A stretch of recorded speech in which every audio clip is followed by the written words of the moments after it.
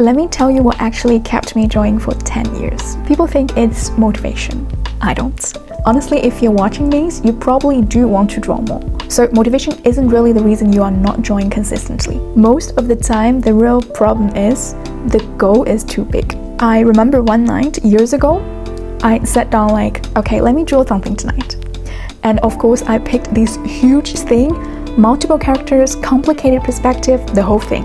I'd draw for a bit, hate it, start over, then hate it again. I'd end up feeling so frustrated, thinking, maybe I'm just not talented for this. So the next day, I avoided drawing. Eventually, I changed only one thing. I made my goal smaller, and I went back to simple still life. Plants, fruit, cakes, real life stuff.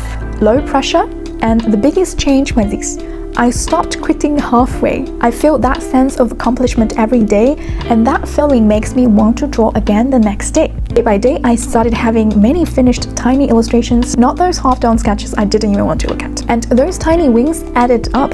That's when I started trusting myself again, and my skill grew too, without me forcing it. So if your drawing habit keeps breaking, make your drawing goal smaller. Draw simple daily objects you can actually finish. And if you need help, I do run a monthly membership designed to help you build a consistent drawing habit. Comment learn, and I will send you the link and you can learn more about it.